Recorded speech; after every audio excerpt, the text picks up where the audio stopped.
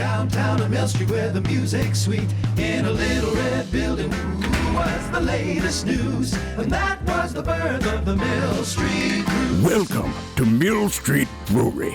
Come watch us brew our bodacious bat-crafted beers, sensational stock ale, certified organic lager, and gold medal winners coffee porter and takehouse ale. Amber, spicy, complex.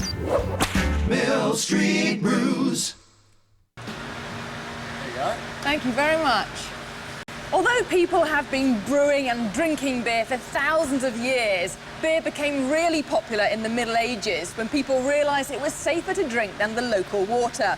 Pure beer has only 4 ingredients: water, yeast, barley and hops. But it's how and when you combine these ingredients that give each beer its own distinctive flavour. Barley is the magic grain for beer. It contains all the enzymes necessary to convert the starches into fermentable sugars. First up, we need to let the grains germinate a bit just to start the process, but then the grains are dried to stop germination going any further. At this stage, barley is called a malt, and the malted barley is then cracked open, ground up, and added to this copper container called a lauter tun. All we need now is some hot water to turn this malt into a porridge called mash. In about an hour's time, the enzymes inside the malt will have converted all the starches into fermentable sugar. It may sound like a simple enough process, but for each beer, the brewers are looking for a specific sugar profile. So they monitor the water temperature, the water to barley ratio, and the chemical composition of the water. Okay, so now our mash is nicely reacting away, and the liquid that's drained off is called wort, and it contains the sugars. The wort is actually recycled through the mash until all the sugars have been leached out, until the wort is really sticky and sweet. The sticky liquid then passes into the boiling kettle right behind me, and here's where the hops are added. These are pelleted hops, but hops are actually the flower of a climbing vine related to the cannabis plant. The oils inside the hops give the beer its flavour and aroma, and the acids are what make the beer bitter. I think I need to add a few more, but that will be done in about an hour and a half. Now it's time for a little yeast action, and here it is, busy frothing away. The yeast is added along with oxygen to these giant fermentation vessels. Now, before brewers had thermometers, they used to assess the temperature before adding the yeast by dipping their thumb in. Too hot, the yeast would die. Too cold, the yeast wouldn't do its job properly. And that's where the saying rule of thumb comes from, apparently. Now, if I grab a clean beaker, we can actually see what's happening inside these vessels. The yeast is actually eating away all the sugars and converting them to carbon dioxide and ethyl alcohol. You can see the bubbles on the top there.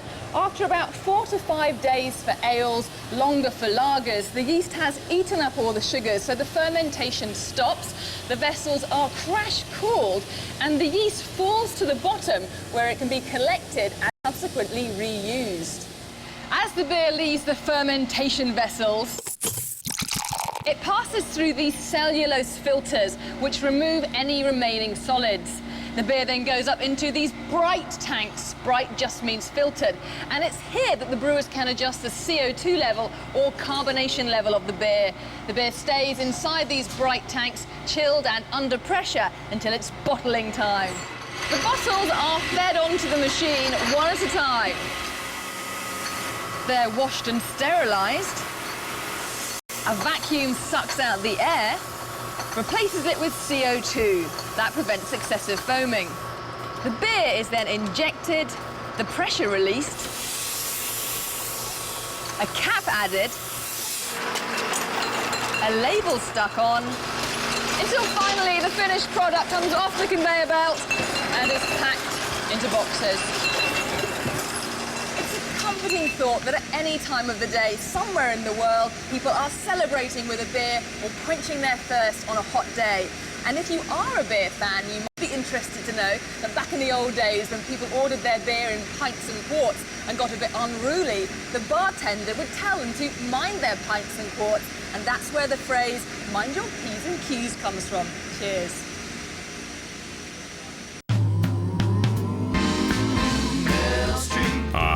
Mill Street Brewery's bodacious beers, Stock Ale, Organic Lager, and gold medal winners Coffee Porter and Tank House Ale. Mill Street Brews.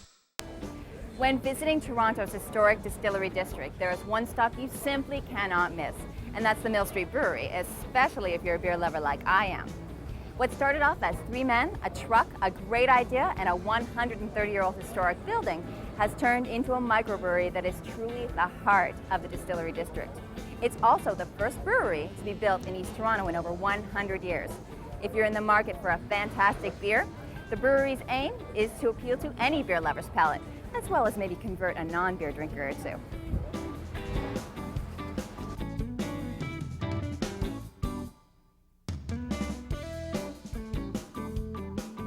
We were looking at actually our brewery being on Queen Street over in the Broadview area, and we lucked into a friend who knew about this space. They were looking for a brewery. It was a great fit. We fell in love with the space. I mean, it's just beautiful around here. And they used to make beer here basically and then distill it. So we were kind of reviving what they had done here since 1832.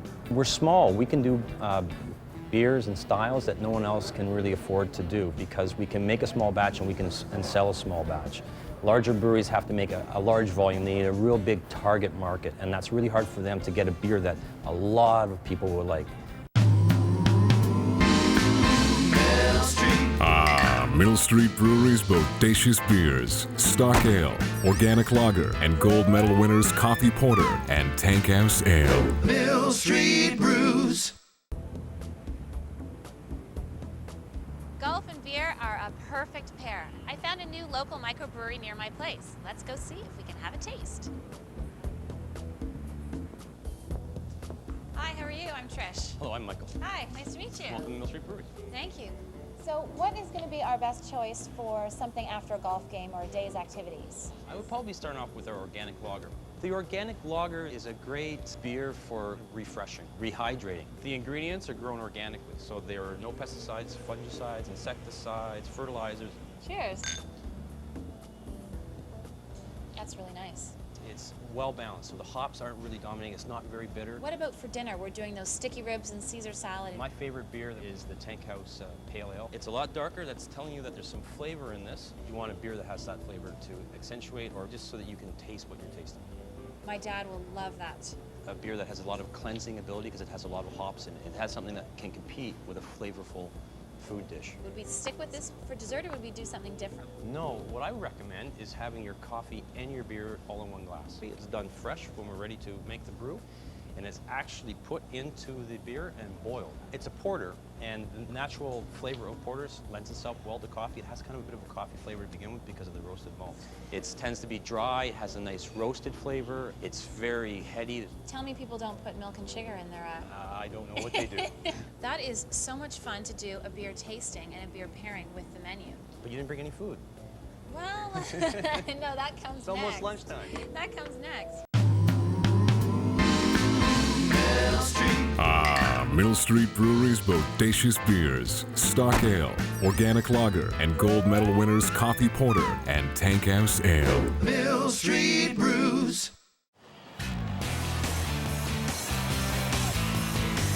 In this historic Toronto fort, dating back to the War of 1812, a battle is being waged. On this summer day, under the Union Jack, a group of like-minded revolutionaries are battling for the hearts and minds of Ontario beer drinkers.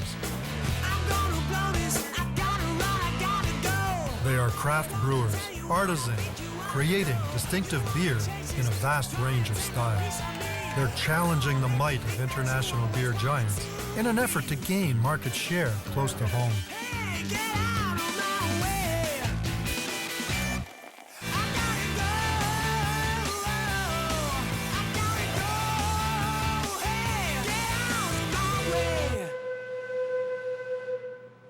Beer Basics on Sun TV is brought to you by Mill Street Brewery, Golden Taps Award winner of Best Microbrewery in the GTA. Mill Street Brews.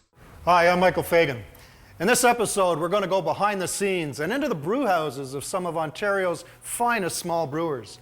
You'll meet the artisans who craft these products and learn about their passion for their beer. So come along and discover Ontario craft beer. Set yourself yourself a play. It's difficult to define craft brewing because it's more than a process. It's a philosophy. It begins with the brewer, an artisan who takes personal pride in creating a distinctive, full-flavored product. The process begins with all natural ingredients. It's prepared in small batches, allowing the brewer to faithfully recreate beer styles according to traditional methods. Ultimately, the defining character of craft beer can be found in the glass. It's all about a unique taste experience.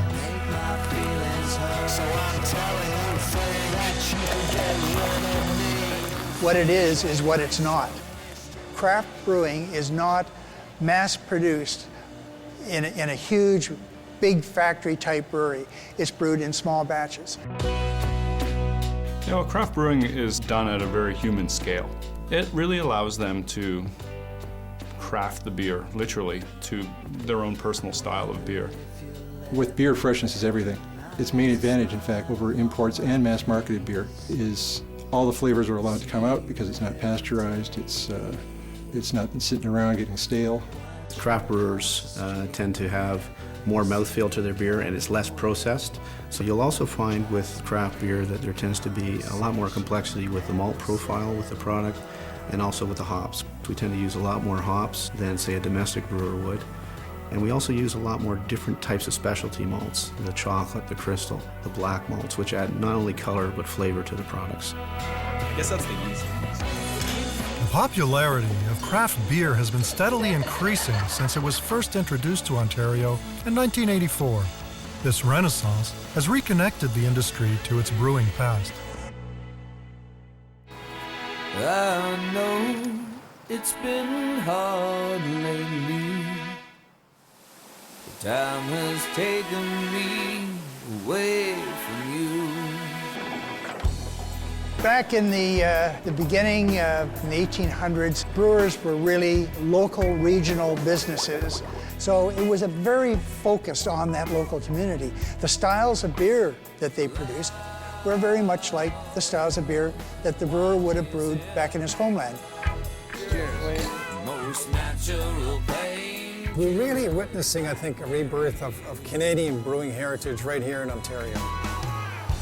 There were so many interesting beers so long ago, and they've really disappeared. In fact, a lot of the beers that a lot of us small brewers are making nowadays are really kind of renaissance in that they were made years ago, but they've lost that style, and we've basically brought history back.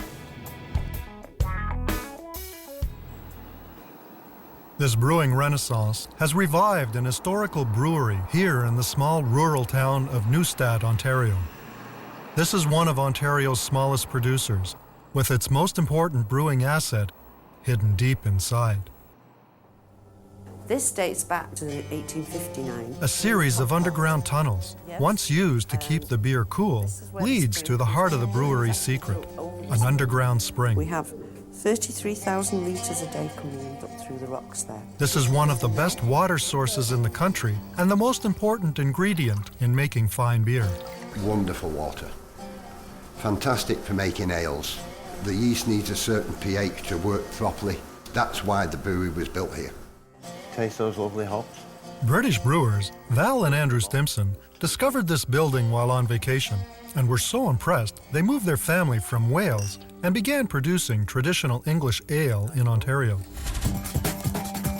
Their brown ale recently won an award at the prestigious World Beer Cup. We won a silver medal for 10W30 brown ale, which is wonderful, but it's caused us nightmares trying to keep up with it. What can I get for you this week? Oh, I deliver, I keg, I bottle, I brew, I filter, and then I get out and see what's going on in the world.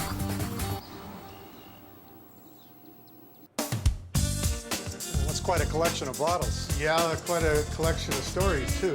The story of Ontario's craft industry began with one man taking a huge gamble. The Renaissance started in 1984 on a December morning in Waterloo.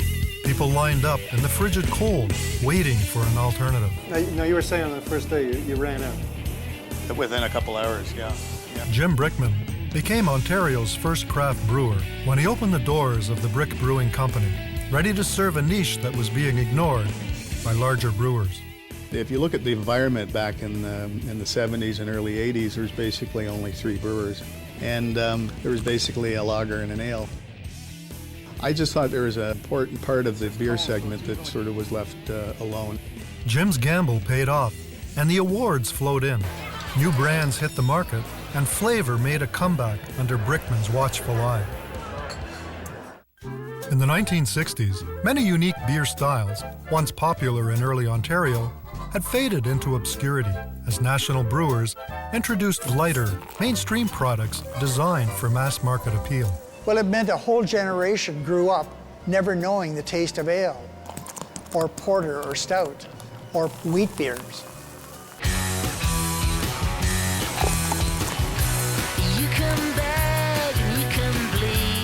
The beer market had changed. Small brewers began reviving the lost styles, recreating the authentic old world recipes with Canadian flair. Toronto's Upper Canada Brewery opened in 1985. Then came Wellington, specializing in traditional ales. Creemore attracted a loyal following with their bohemian-style Pilsner. Others followed. These guys kicked it up a notch. They put the word craft back into brewing. Craft brewing captures the passion of 34 different little breweries in this province to try and revive the art of brewing. It's about passion, you know, it's about our commitment to making that as good as it can be. The more things change, the more things stay the same. We're almost getting back to the way breweries used to be 100 years ago. It's our motto of 100 years behind the times. Part of the experience today is really to turn back the clock to see what once was here in the city of Toronto in the 19th century. The Beer Lovers Tour Company in Toronto has capitalized on the craft brewing trend. It's just what's left over that we don't want to use. This sold-out event allows people to witness firsthand the resurgence that has sparked new interest in flavor and styles from the We're the past. first brewery to open up in this area in the last 100 years. We have no computerized anything. There's a lot of people like me that like variety. You get the flavors, you get what's in the heart of the brewmaster. Not clear? The popularity of these styles has many craft producers expanding capacity to keep up with demand.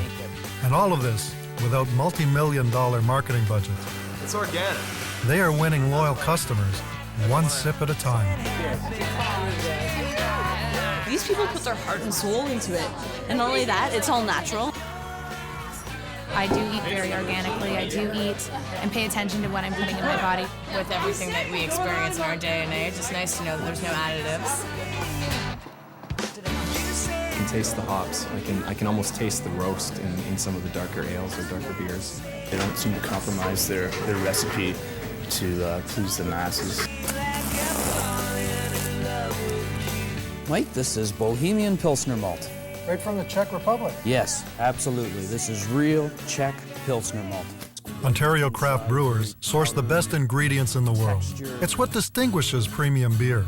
Canadian and European malts, hops from as far away as New Zealand and the Czech Republic help create a full-flavored, all-natural product.